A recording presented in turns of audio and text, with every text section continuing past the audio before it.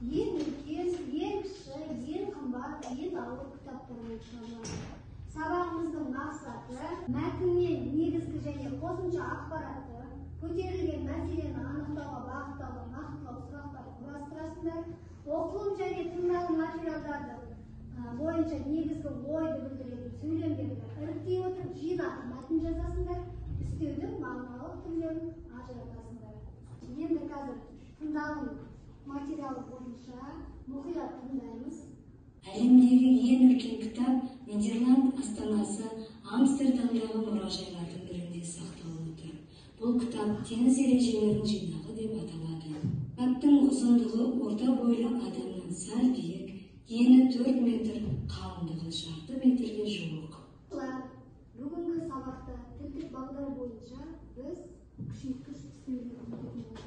Күшейткіш үстеулер заттың сынды қасиетін және қимыл, іс-әрекеттің белгі сапасын, мөлшер көлемін күшейтіп бес олқылдатып көрсету үшін қолданылады. Күшейткіш үстеулерге мына сөздер тобы жатады: ен, тым, өте, аса, орасан, нағыз, әбден, мүлдем, кілең, өрке, дәм, керемет, әрең, сәл, тіпті, нақ деген күшейткіш үстеулердің сұрағы қандай, қалай деген сұрақтарға жауап береді екен. Мысалға алатын болса, тым биік, бұл жердегі тым деген күшейткіш үстеу болып табылады. Өте жақсы, бұл жердегі өте деген сөз күшейткіш үстеу болып табылады. Аса терең деген сөздегі мысалдағы сөйлемде аса деген сөзімізде күшейткіш үстеу болып табылады екен. Орасан зор, әбден шаршады, керемет сөйледі деген сөйлемдерде орасан, әбден, керемет деген сөздеріміз күшейткіш үстеу болып табылады. Бірінші тапсырмамыз Т кестесі арқылы топтық жұмыс жасаймыз. Қазір бір оқушы оқылым материалын оқимыз. Оқылым кітаптан оқылым материалы бойынша бірінші мәтін берілген, соны оқимыз.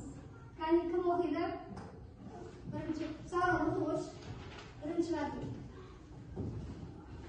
Сұрақ дайын болса, қағаздарыңды маған беріңдер. Бірінші топтың сұрағын үшінші топқа беремін. Екінші топтың сұрағын бірінші топқа беремін. Сол сұрақтарға енді қайтадан сол берілген сұрақтарға келесі оқушылар, келесі топтар жауап береміз. Сұрақ: Атлас кітабы қай жерде сақталып отыр? Жауап: Лондондағы Британ мұражайында сақталып отыр. Сұрақ: Теңіз ережелерінің жинағы кітабының ұзындығы ені қанша? Жауап: Ұзындығы орта бойлы адамның сәл биік, ені 4 метр. Сұрақ: Апокалипсис кітабы неше миллионға бағаланған? Жауап: 100 миллионға бағаланған. Оқушылар, енді келесі тапсырмамыз, екінші тапсырма. Күшейткіш үстеулерді қатыстырып, оқылым мәтіні бойынша негізгі ойды білдіретін 4-5 сөйлемнен тұратын жинақы мәтін жазамыз. Дәптерге жеке жұмыс, дәптерімізді ашамыз. Бүгінгі күнді жазамыз. Бүгін қай күн? Сәрбілдің. Сегізі сынып жұмысы жазамыз.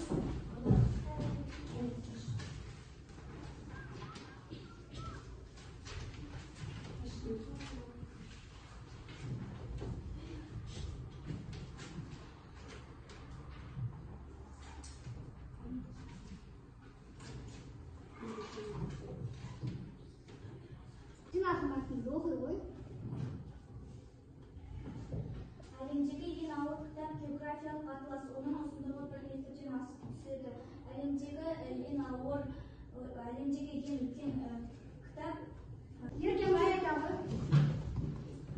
Әлемдегі ең ауыр кітап Лондондағы Британ мұражайында, ал әлемдегі ең үлкен кітап Нидерланд мұражайында сақталған. Әлемде ең кіші 12 кітап бар. Апокалипсис кітабы әлемдегі ең қымбат кітап болып саналады. Жақсы, жарайсыңдар. Келесі тапсырмада 4 сөйлем тәсілі арқылы 4-ші тапсырма берілген. Бізде 3-ші тапсырма. Сол тапсырманы ғибратты сөзді оқимыз. Оқимызда соған мына 4 сөйлем тәсілі арқылы пікір, дәлел, мысал, қорытынды жазамыз. Ал кім оқиды? Birinchi Mariya, sağolmuş o'qish.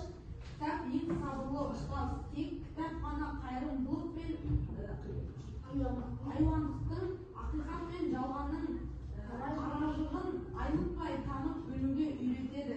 Кітапты аялай құрметтей, кітапқа адал болайық. Жақсы, жарайсың. Kitap ең sabırlı ustoz. Дәлел. Kitap дос жұбатушы, әрі ақылына ақыл қосып, үнсіз тәрбиелейтін құрал. Мысалы, кітаппен дос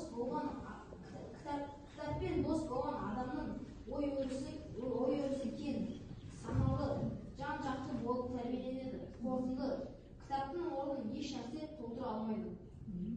Жақсы, өте айуандықтың ара жігін айнақ байланып білуге үйретеді. Себебі кітап оқу арқылы адамдар қайырымдылық пен айуандықтың айырмашылығын біліп таниды. Мысалы, кітап оқыған кезде қайырымдылық пен айуандылықтың айырмашылығын түсінесің. Қорытынды, кітап дегеніміз ақ пен қараны, жақсы мен жаманды айыруға тәрбиелейтін құрал. Сол себепті кітап оқу қайырымдылық пен айуандылықты жеңу қажет.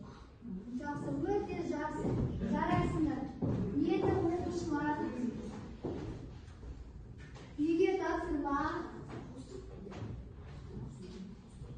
Оқушылар енді үйге тапсырма. 5-ші тапсырма. Кітапта берілген 5-ші тапсырма.